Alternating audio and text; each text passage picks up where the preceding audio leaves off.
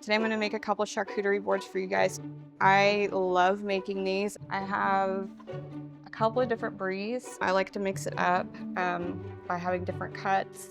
So this is a triple cream brie by Marin out in California.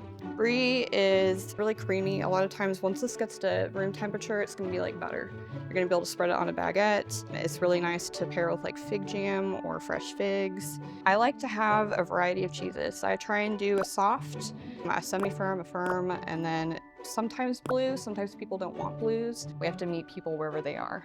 So this is a 6-month manchego from Spain. It's like one of the cheeses that people typically want on their boards because it's kind of iconic. It goes really well with Marcona almonds and honey. One of my favorite things to pair with blue cheese is chocolate, typically dark chocolate, and then it goes really well with like a sour cherry spread or fresh cherries.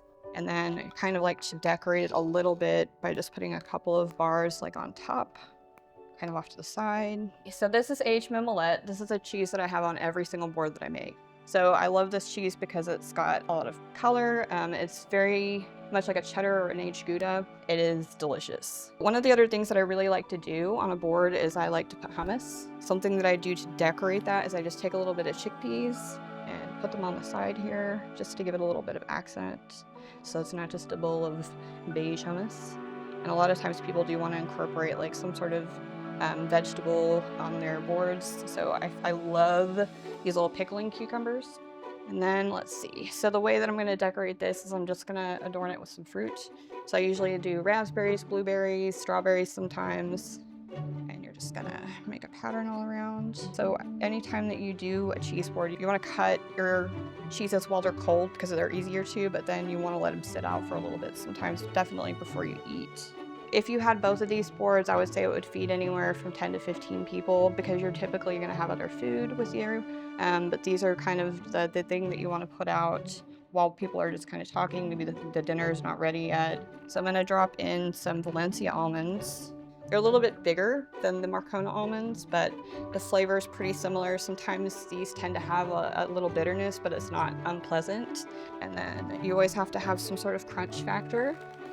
This one is fig and almond, and the color is really rustic and beautiful.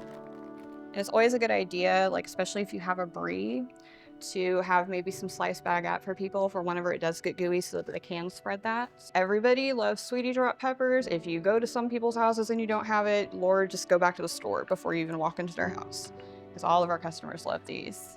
They're not spicy at all. They're very, very sweet actually, and they've got this like really delightful pop whenever you eat them, and they just pair well with almost everything. So everybody thinks this is a waste of time, but I use it all the time because you have to have a little bit of greenery.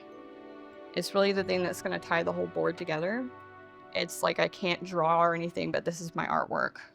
It's my favorite thing to do because it incorporates like all the things that I love, which are cheese, which I can talk about producer stories with people, it's feeding people, it's making people happy, it's all of those things.